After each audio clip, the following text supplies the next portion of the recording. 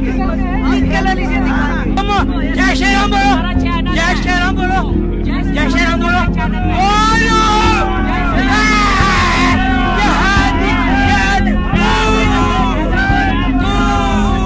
लोगों को मालूम है ये जय श्री राम नहीं बोल सकता, मतलब आप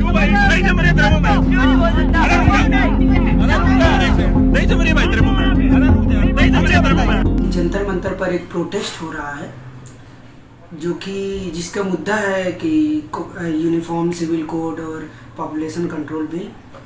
तो मैं वहाँ पहुँचा और तो मैं विजुअल्स का रिव्यू कर रहा था, तो उस दौरान मुझे पता चला कि वहाँ पर एक ख़ास कम्युनिटी को टारगेट करके ऐसे नारे लगाए जा रहे हैं कि ये लोग काटे जाएंगे तो राम राम चिल्लाएंगे, इस तरह से नारेबाजी हो रही थी। और जब मैं पहुंचा तो ये नारा स्पेसिफिकली नहीं लग रहा था, बाकी नारे लग रहे थे।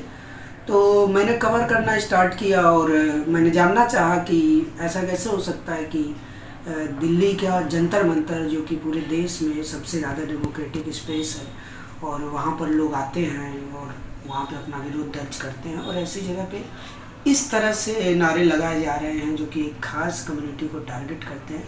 तो फिर मैंने जानना चाहा कि आखिर ये कौन लोग हैं और ये लोग क्या सोचते हैं, क्या इनका थॉट प्रोसेस है, क्यों ऐसा कर रहे हैं। फिर मैंने उन लोगों से बातचीत स्टार्ट की तो वो लोग वही लोग पूरी बातचीत को लीड कर रहे थे, और तभी उन्हीं में से एक सवाल आया कि इस देश की सबसे बड़ी समस्या रोहिंग्या हैं और मुसलमान हैं। तो मैंने उनसे पूछा कि 7 साल से बीजेपी की गवर्नमेंट है और प्रधानमंत्री मोदी हैं, तो आप लोग उनसे क्यों नहीं पूछते कि अगर रोहिंग्या इतनी बड़ी प्रॉब्लम देश में है तो आप उनसे पूछिए कि उसका सोल्यूशन क्या निकाल रहे हो, और अब तक कोई सोल्यूशन क्यों नहीं निकाले।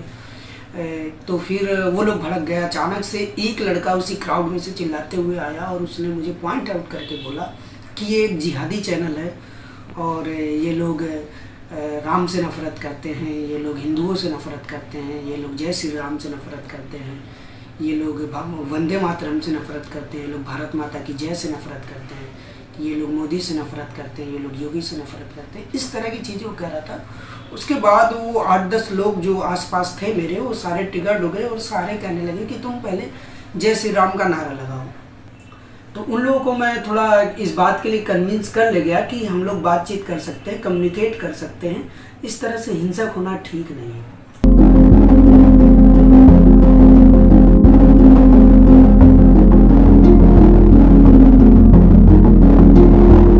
सिचुएशन कंट्रोल में आई ही थी कि तभी मैंने एक बस छोटा सा सवाल कर दिया कि देश में प्रधानमंत्री मोदी खुद लोगों को अनाज दे रहे हैं, देश में गरीबों को अनाज डिस्ट्रीब्यूट कर रहे हैं, जिससे इस बात का अंदाज़ा लगाया जा सकता है कि देश में कितनी गरीबी है।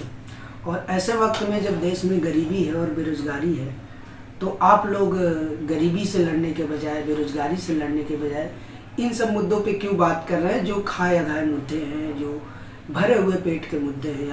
ये सवाल मेरा पूरा होता इससे पहले ही भीड़ में से एक 50-55 साल के उम्र के एक व्यक्ति थे, वो आए और वो चिल्लाना शुरू कर दिए कि तुम जिहादी हो, तुम सारे जिहादी हो, तुम पहले जय श्री राम बोलो, पहले जय श्री राम बोलो, पहले जय श्री राम बोलो।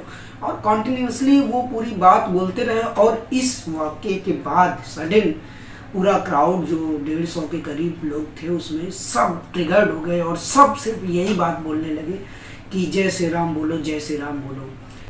लेकिन फिर सडनली एक व्यक्ति आता है, उसने मेरे कंधे पे ऐसे हाथ रखा और उसने मुझे घूरा और जिस अंदाज में और जिस टोन में उसने मुझसे कहा कि क्या तुम्हारे मुंह में दही जमा है क्या। वो एक ऐसा मोमेंट था जब मुझे रियलाइज़ हुआ कि अब ये लोग आउट ऑफ कंट्रोल हो गए हैं और अब के बाद ये लोग शायद मेरी ना सुने और मुझ पे अटैक कर सकते हैं।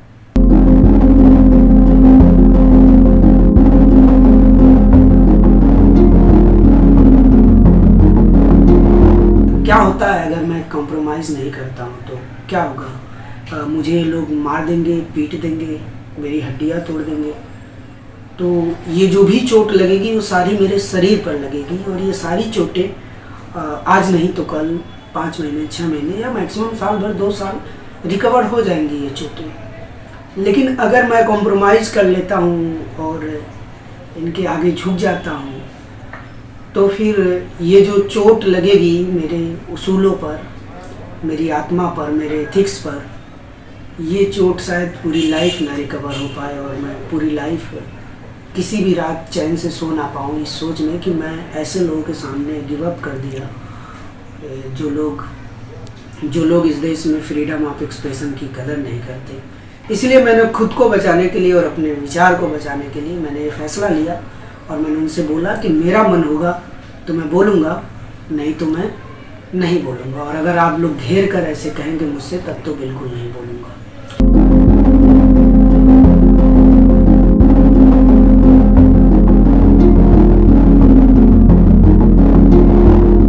एक ग्राउंड रिपोर्टर के तौर पर अगर हम पैटर्न की बात करें तो इस तरह का पैटर्न जो है ये मैं पहली बार फेस कर रहा था। और ऐसा मैंने एक बार दिल्ली दंगों के दौरान फेस किया था पिछले साल, जब ऐसा हुआ था। और जब मैं कैमरा ऑन किया तो एक पूरी भीड़ मेरे पीछे पड़ गई थी और वहाँ पर पुलिस की मदद से मैं किसी तरह से वहाँ बचा था।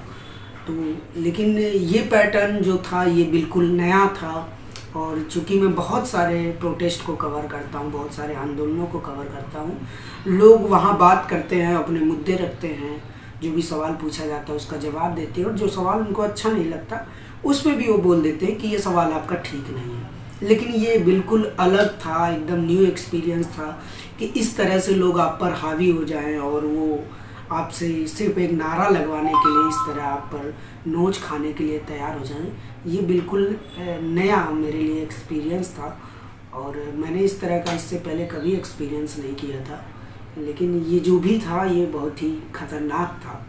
डेमोक्रेसी में इस तरह की चीज़ें नहीं होनी चाहिए।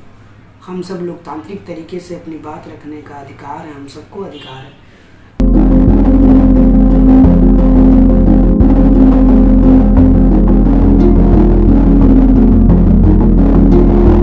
इंडिविजुअली मैंने इस पर कोई कानूनी कार्रवाई नहीं की है और जो भी इससे रिलेटेड लीगल एक्शन है, जो भी लीगल चीज़ें हैं, वो सब कुछ हमारा चैनल देख रहा है, नेशनल दस्तक। तो ये सब कुछ अप टू चैनल है, वो इसको मैनेज कर रहा है कैसे क्या करना है। इंडिविजुअली मैंने कोई किसी तरह का कंप्लेंट नहीं किया है, सब चैनल देख रहा है, वो लीगली चीज़ें जो भी जैसे करना है, चैनल हमारे साथ खड़ा है।